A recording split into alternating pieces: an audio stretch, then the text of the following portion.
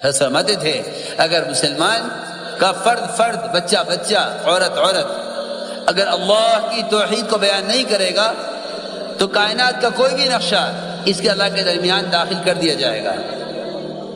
اس سے کہا جائے گا آؤ تم بھی ہمارے ساتھ آؤ، جس طرح ہم زمین سے غلہ لے کر زمین کا شکریہ ادا کر رہے ہیں تم بھی ہمارے ساتھ شامل ہو اور تم بھی کہو تم بھی زمین کا شکریہ ادا کرو.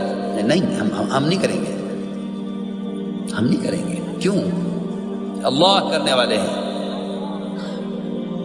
ابراہیم علیہ السلام نے سب سے پہلے ان تمام کائناتی شکلوں کا انکار کیا کہ یہ ستارہ ہے، اس سے کچھ ہوتا ہو، یہ غائب ہوا کہ یہ چاند ہے، اس سے کچھ ہوتا ہو، یہ غائب ہوا کہ یہ سورج ہے، یہ بڑا ہے، اس سے کچھ ہوتا ہو. تمام شکلوں کا انکار کرتے کرتے جب ماں باپ اور نمرود تک بات پہنچی، اس لیے کہ باطل مقابلے پر آتا ہی جب ہے جب اللہ کی توحید بیان کی جاتی ہے. عجیب بات ہے، آپ اللہ کی توحید بیان کرنا چھوڑ دیں، غیر اغیار آپ کو دوست بنا لیں گے، غیر آپ کو دوست بنا لیں گے. یہ تو اللہ تعالیٰ نے محمد صلی اللہ علیہ وسلم کے بارے میں کہا ہے قرآن میں کہ اگر آپ نے ان کی بات تسلیم کر لی اور آپ نے توحید کا بیان کرنا چھوڑ دیا تو یہ آپ کو دوست بنا لیں گے. قرآن کہہ رہا اذا لاتخذوک خلیلا، یہ تو آپ کو دوست بنا لیں گے. ان کے آپ کو دوست بنانے میں صرف اتنی سی بات ہے، وہ یہ نہیں کہیں گے آپ نماز نہ پڑھیں، وہ یہ نہیں کہیں گے کہ آپ روزہ نہ رکھیں، وہ یہ نہیں کہیں گے آپ زکوٰۃ نہ دیں. وہ یہ کہتے ہیں کہ آپ بس اللہ کی توحید کو بیان کرنا چھوڑ دیں، ہماری آپ کی کوئی لڑائی نہیں ہے، ہم آپ کو دوست بنا لیں گے، ہم آپ کو دوست بنا لیں گے. آپ بس یہ کہنا چھوڑ دیں کہ اللہ سے ہوتا ہے. جھگڑا سارا اسی پر تو تھا. آپ صرف اتنا کہہ دیں کہ ان شکلوں سے ہوتا ہے، ہم آپ کو دوست بنا لیں گے. جھگڑا سارا اسی پر ہے، جھگڑا سارا اسی پر ہے. میں عرض کر رہا کہ ابراہیم علیہ السلام نے شکل کا انکار کرتے کرتے یہ بات پہنچی نمرود تک کہ انہیں کون پالتا ہے. اللہ مجھے معاف فرمائے، ہم اپنے مسائل کو لے کر غیروں کی طرف اس امید پر جا رہے ہیں کہ ان سے ہمارے مسائل حل ہو جائیں. اللہ کے غیر سے امید کرنا، اللہ ایسوں کو اپنے غیر کے حوالے کر دیتے ہیں. صحیح حدیث سے فرمایا ہے اگر ابن آدم اللہ کے غیر سے امید نہ کرے اللہ اسے کبھی غیر کے حوالے نہیں کریں گے، اور اگر اسے غیر سے امید کرے تو اللہ رب العزت اپنے غیر کو اس پر مسلط کریں گے، غیر کو اس پر مسلط کریں گے، کر کے دکھلائیں گے. یہ ساری ذلت اور تسلط صرف اس لیے ہے کہ اللہ کی توحید کو بیان نہیں کرتے. اس کی توحید کا بیان نہ کرنا کائنات کے نظام کو اس کے غیر سے جوڑ دینا ہے. جب بات پہنچی نمرود تک کہ اچھا یہ ہمیں رزاق نہیں مانتے، ان کا کھانا بند کرو، انہیں ماننا پڑے گا، ان کا کھانا بند کرو، انہیں ماننا پڑے گا کہ ہم رزاق ہیں.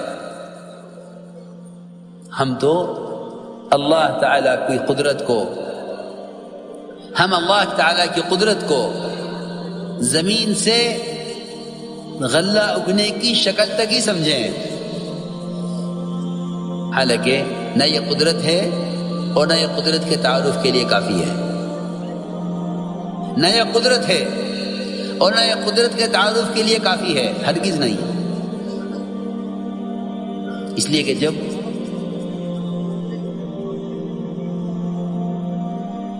کمائی کے نقشوں پر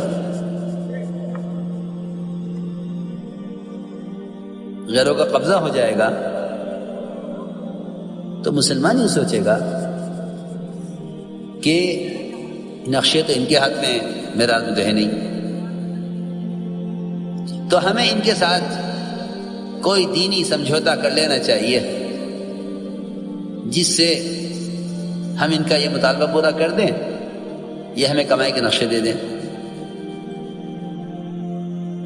جب بھی تصور میں یہ بات آئے گی کہ اسباب معاش اللہ کے غیر کے ہاتھ میں ہیں، تو یقینی بات ہے کہ مسلمان کسی نہ کسی موقع پر اپنے دین کو چھوڑے گا اسباب معاش حاصل کرنے کے لیے۔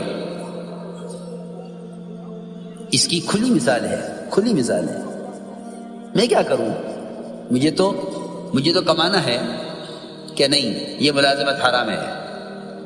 میں کیا کروں؟ مجھے تو کمانا ہے۔ یہ تجارت حرام ہے، میں کیا کروں؟ مجھے تو کمانا ہے۔ میں کیا کروں؟ اگر معاش، اسباب معاش ان کے ہاتھ میں ہیں جو حرام کے مکلف نہیں ہیں، میری بات توجہ سننا، اگر اسباب معاش ان کے ہاتھ میں جو حرام کے مکلف نہیں ہیں تو ہم یہ سوچ کر حرام اختیار کریں گے کہ اسباب معاش انہی کے قبضے میں ہیں، ان سے ہی ملیں گے۔ جب معاملہ تنگ ہوا ابراہیم علیہ السلام پر، معاملہ تنگ ہوا ابراہیم علیہ السلام پر، اور اس نے یہ طے کر لیا کہ انہیں کھانا نہیں ملے گا تو یہ جائیں گے کہاں؟ میرے پاس آئیں گے، میرے پاس آئیں گے، جائیں گے کہاں؟ جس اللہ مجھے معاف فرمائے، ہم نے اجتماعی طور پر یہ سوچ لیا ہے کہ بھئی ہمارا تو کوئی پرسان حال ہے نہیں۔ میں قسم کھا کر کہہ سکتا ہوں، اگر مسلمان اپنے آپ کو قوم سمجھے گا تو پھر یہ قومیت کی بنیاد پر مغلوب ہو کر رہے گا۔ مسلمان قوم نہیں ہے، اسلام قومیت کا نام نہیں ہے، اسلام قومیت کا نام نہیں ہے، اسلام اطاعت کا نام ہے۔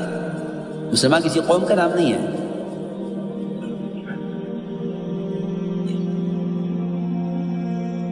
تو جب یہ میں عرض کرا تھا کہ عام طور سے لوگ یہ سمجھتے ہیں کہ زمین غلہ دے رہی ہے، اس کا تشکر بھی کرو، اور بلکہ سمجھتے ہیں کہ یہ اللہ کی قدرت ہے۔ میں عرض کر چکا ہوں کہ اللہ کی قدرت کے تعارف کے لیے بھی زمین سے غلے کا اگنا ناکافی ہے، اور یہ سمجھنا کہ یہ اس میں اللہ کی قدرت ہے، یہ تو ممکن ہی نہیں ہے۔ قدرت اللہ کی ذات میں ہے، قدرت اللہ کی ذات میں ہے۔ کائنات کے کسی نقشے میں قدرت نہیں ہے، سب قدرت سے بنے ہوئے ہیں۔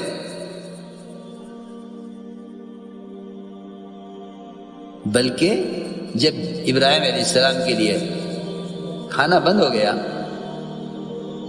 صرف اس لیے تاکہ مجبور ہو کر ہمارے پاس آئیں، مجبور ہو کر ہمارے پاس آئیں۔ اللہ کی شان، اللہ نے یہ دکھلایا کہ ان کے ہاتھ میں تو وہ رزق ہے، ان کے ہاتھ میں تو وہ رزق ہے جو ہم زمین سے اپنی قدرت سے اگا چکے ہیں، ہم زمین سے اپنی قدرت سے اگا چکے ہیں۔ ہماری قدرت یہ نہیں، ہماری قدرت یہ نہیں کہ ہم زمین سے غلہ اگا رہے ہیں، ہم تمہیں اپنی قدرت سے کھانا دیتے ہیں۔ جو بوری مٹی کی بھری ہوئی گھر کی مرمت کے لیے لا کر رکھی گئی تھی، اللہ نے اس پوری مٹی کی بوری کو آٹے میں تبدیل کر دیا۔ رزاق ہم ہے، رزاق ہم ہے۔ تو ہماری قدرت یہ مت سمجھو کہ ہم زمین سے غلہ دینے کے پابند ہیں۔ اس لیے میں عرض کر رہا ہوں، کائنات اللہ کا ضابطہ نہیں ہے، کائنات اللہ کا ضابطہ نہیں ہے، اللہ کا ضابطہ اللہ کا دین ہے۔ تم حکم پورا کرو، ہم تمہیں قدرت سے پالیں۔